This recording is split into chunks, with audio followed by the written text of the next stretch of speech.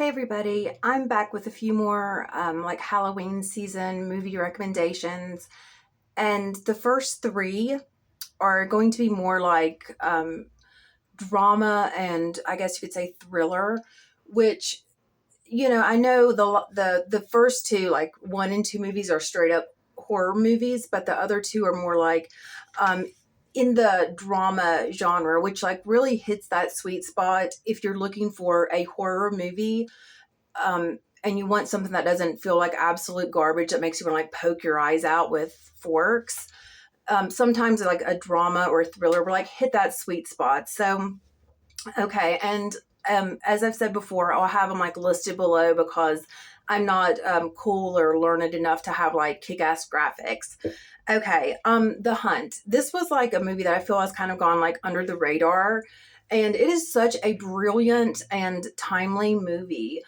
I think it like kind of got put on the back burner in a lot of people's like consciousness because of 2020 and COVID and all that. But The Hunt is so freaking witty. It is so good. I love the actress who plays the main character. I wish I'd written her name down. She is so phenomenal. Her face is so expressive. She plays like a woman from the South. She's a badass. She's cool, and none of it feels trite. Like, how rare is that to have like a female lead who's kicking ass and taking names, but actually in like this authentic way where she's not like, oh, girl bossing it up. She doesn't have like a country accent in lieu of a personality. That's like one of my pet peeves when a movie like has like a quirky country character with like a how y'all doing accent, just like in place of like character development or even just like a flat out plot. But she just fits so well. She is captivating to watch. She is fun to watch, and it makes so much sense. And it kind of gets to the heart of, I think, of what's going on at this moment in time, like in the age of Aquarius, in the year of the snake. It's like, shit or get off the pot. And that is not a suggestion. That's like what is happening right now. And at its core, I think it's just kind of like two general groups of people, the haves and the have nots. And it's so funny that they are both exactly the same. People are people, period. And it's kind of like this fundamental core misunderstanding, and it addresses that, I think, in a really smart way, because like everybody's so flawed and so hypocritical and so like true to real life. So The Hunt is incredible, and it like hits that spot too. Okay, Martha, Marcy, May, Marlene, Elizabeth Olsen. I love the Olsen sisters. I love their faces. I just think they're like beautiful to look at. And Elizabeth Olsen is like, this like indie darling, and not for no reason. She picks great movies, and this is like the coolest movie I think she's ever done. It is eerie. Eerie is the word. She is this woman who has escaped this cult, and it's like the aftermath of like, who in the hell is she? Her name's Martha. Her cult name's Marcy May, and then Marlene, because it's like, who is this woman? She's trying to figure it out, and she has no idea. And it has these flashbacks to like how she got indoctrinated. And it is really like creepy to watch. And Eastbound and Bound, which is like absolutely one of my favorite series of all time, to actually have like an edgy comedy series, I think is so incredibly gutsy. And I just love Kenny Powers. He's like the ideal anti-hero for the times. But the Kenny Powers is like straight-laced brother, plays this cult leader, and this man who is like 90 pounds soaking wet. I mean, I had only ever seen him as the brother on Eastbound and Down. I think I actually saw him on Winter's Bone, but I didn't realize it at the time because I watched Eastbound and Down after the fact. So this like tiny framed man who had played like this straight-laced brother in a comedy series, like this cult classic comedy series, plays this cult leader, and oh my god, he is menacing. He like got it and then some. He's captivating. He has like charisma, and he is like menacing. It is so cool to watch, and it's like one of those movies that sticks with you like after the fact. I've watched it 3 times now, and every time I'm like, wow, I just think about her, and like I wonder, like I hope she's okay.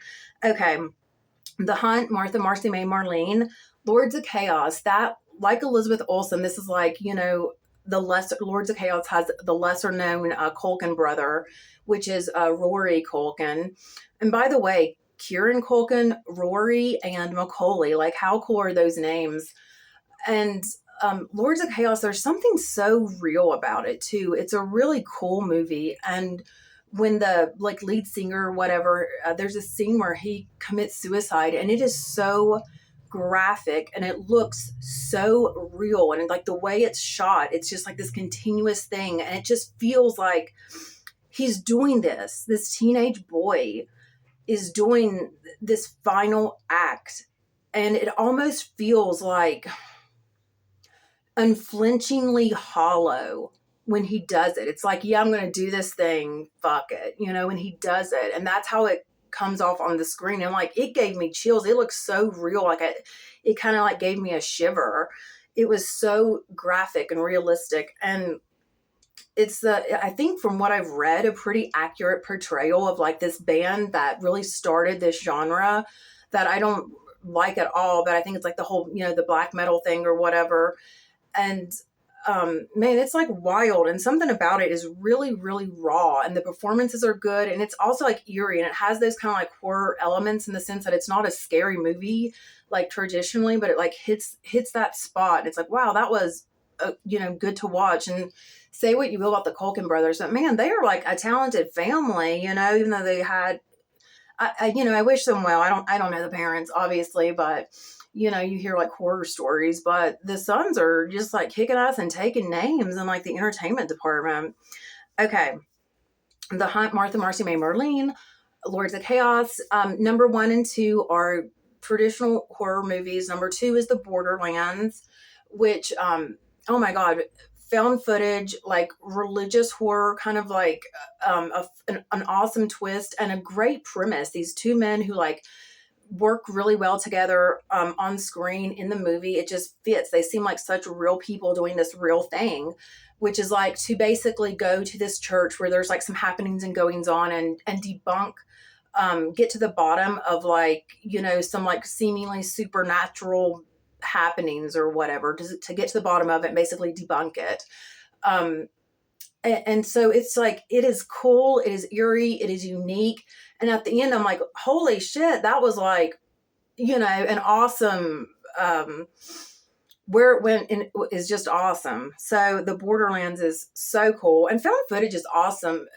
Too. That's one of my favorite, like, I guess subgenres or whatever of horror movies, because you can just do so much with it. And it does have that element where it looks so real. And this is one of those two, the Borderlands. Okay, number 1 is like a forgotten treasure that I'm like getting out from the vault, from the way back when machine. It's called Darkness, with Anna Paquin when she was a teenage girl. She was in this PG-13 horror movie that's actually scary called Darkness. It came out in like anytime from like 2001 to 2003. So, I mean, I was a teenager and I watched it. I remember being like, wow, that is shockingly, surprisingly good. It was creepy. It was scary. It had almost like a Shining undertone. The Shining is my favorite movie of all time. So I'm not comparing it to The Shining, but for sure, it had an undertone that was Shining-esque. It's kind of like The Others with Nicole Kidman, not at all in plot. And Darkness is way better than The Others, but it's kind of like The Others in the sense that is a unique movie because it's like a classic and classy horror movie. And it doesn't depend on like gratuitous sex or guts or rock and roll or whatever. It's just a good story. And it's like a classic and therefore classy horror movie. And Darkness is like that too. It doesn't, it would be awesome if they would actually remake it and do it the right way, which I know that's like, asking for a miracle, but it would be cool if they could like, make it like an R version and actually do it right, because the story itself stands alone. I watched it as an adult wanting to find out if I just remembered it fondly because I was a kid and my standards were lowered, or, I don't know. So I rewatched it and I was pleasantly surprised. I mean, it was genuinely eerie. And I loved the ending. They didn't like drop the ball in the final act. Wow, like let's bring it back.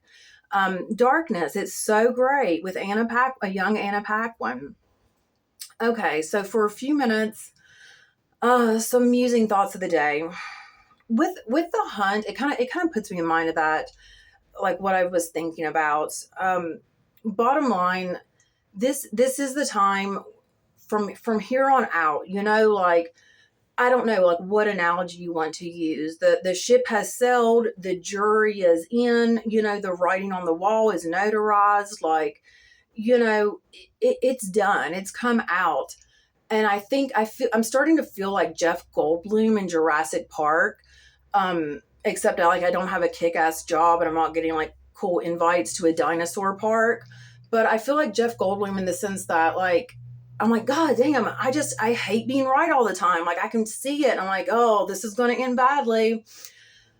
But it's not, and if you feel like that too, this is what I'm saying. This is what I'm telling myself. And it's true. It's not going to end badly. It's going to end well because we have the power to make that decision. This planet is crazy. It's chaos because this is I don't know how many other planets, planes of existence, whatever are out there where this animal, this being, this like sentient creature, like humorously damned, incredibly self-aware, like aware of her own imminent demise. Wow, it's like where else in the universe can people consciously create or negate karma? We can either do the right thing or do the wrong thing, and this world feels like hell and like this chaotic, sometimes demonic tug of war, because it is. And there are not many, as far as the eye can see, there aren't many like forces of good, because why would there be? What is for them to gain when we wake the fuck up and realize, hey, I have some power, I have autonomy, I can choose to live from a conscious, heart-based place of love, discernment, compassion, and to not worry about this. They have been like fear-mongering since I came out of the womb, since the 80s. This is a known thing. And with the internet there, the sky may very well be falling. But if that's the case, then accept it and say, wow, then there's nothing to worry about, right? Why not just like live life to the fullest with intention and do what the hell we want to do and try? And every time we say yes to ourselves, eyes, EYE, yes, that is not a coincidence. EYES, E equals yes. Energy equals yes. The eyes don't lie. The eyes are the window to the soul. When you say yes to yourself, that's life. That's how you live. That's how you win. That's how you be a person of substance who doesn't want to just like jump off a bridge all day, every day, just so you can like maybe fingers crossed, feel something that feels a little bit real. That was me for decades, truly. And so now I'm just trying to live from a place of love and have some ownership and autonomy with my decisions and take it from there. Y'all have a good night.